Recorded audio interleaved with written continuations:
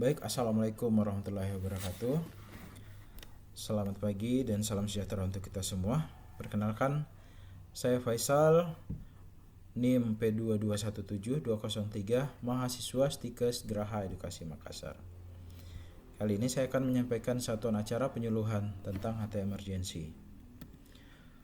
Baik, untuk topik SAP kami yaitu HT emergency, sasaran pasien dan keluarga pasien di RSUD Beriman Balikpapan.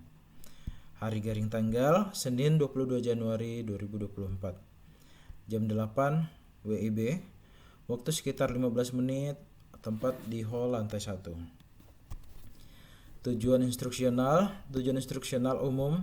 Setelah dilakukan penyuluhan, diharapkan pasien dan keluarga dapat memahami tentang penyakit HT emergency dan dapat melaksanakan pola hidup sehat dengan menghindari makanan yang dapat meningkatkan tekanan darah. Kemudian tujuan instruksional khusus, setelah mengikuti kegiatan penyuluhan, pasien dan keluarga dapat menjelaskan kembali tentang pengertian hipertensi emergensi, tanda dan gejala, penanganan, komplikasi, dan pencegahan HT emergensi. Baik, untuk kegiatan penyuluhan kami, nanti pendahuluan sekitar 2 menit, penyajian sekitar 10 menit sesuai yang terlampir ya. Evaluasi sekitar 2 menit. Kemudian untuk metode atau media, demonstrasi dan tanya jawab materi SAP dan gambar terbalik. Untuk materi sendiri mulai dari pengertian, tanda dan gejala, penanganan komplikasi dan pencegahan.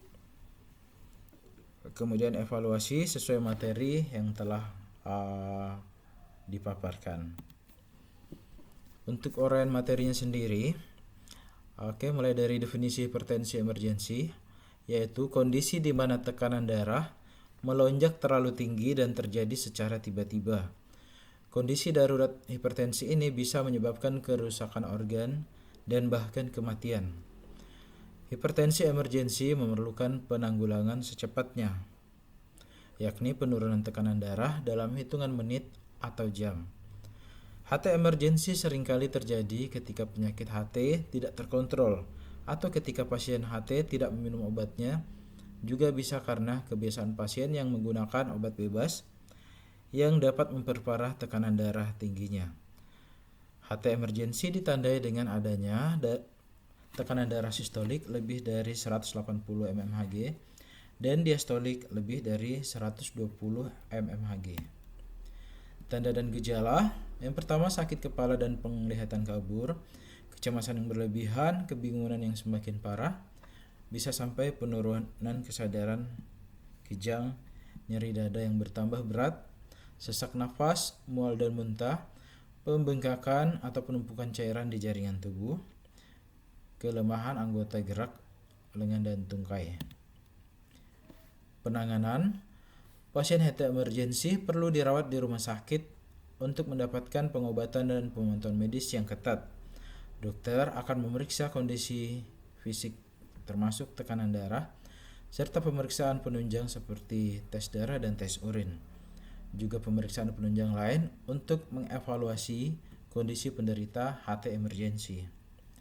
Setelah diagnosis dipastikan, tindakan pertama yang harus didapat pasien hipertensi adalah pemberian obat penurun tekanan darah. Umumnya diberikan melalui suntikan atau infus. Namun pemberian obat minum juga bisa ditambahkan. Pemberian obat harus dilakukan sesegera mungkin dalam kurun waktu 24-48 jam. Namun penurunan tekanan darah harus dilakukan secara bertahap. Hal ini dilakukan untuk mencegah kerusakan organ yang lebih parah, melindungi fungsi organ, mencegah komplikasi, dan memperbaiki kondisi pasien. Apabila kerusakan organ telah terjadi, kondisi tersebut akan ditangani sesuai dengan kerusakan yang terjadi. Beberapa jenis obat yang digunakan untuk mengatasi HT emergensi antara lain sodium nitroprusside, labetalol, nicardipine, fenoldopam, dan clefidipine. Jenis obat tersebut disesuaikan dengan kondisi pasien dan kondisi kerusakan organ yang dialami pasien.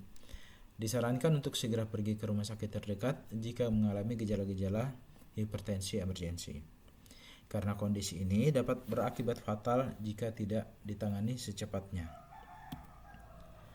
Untuk komplikasi HT emergensi yaitu stroke, serangan jantung, gagal jantung, gagal ginjal, pecahnya arteri utama pada tubuh atau aorta, kejang selama kehamilan atau eklamsia, kerusakan pada mata dan ginjal, angina atau nyeri dada yang tidak stabil, udem paru atau penumpukan cairan di paru-paru.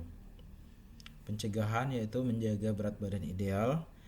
Berat badan berlebih bisa membuat seseorang lebih beresiko terserang hipertensi.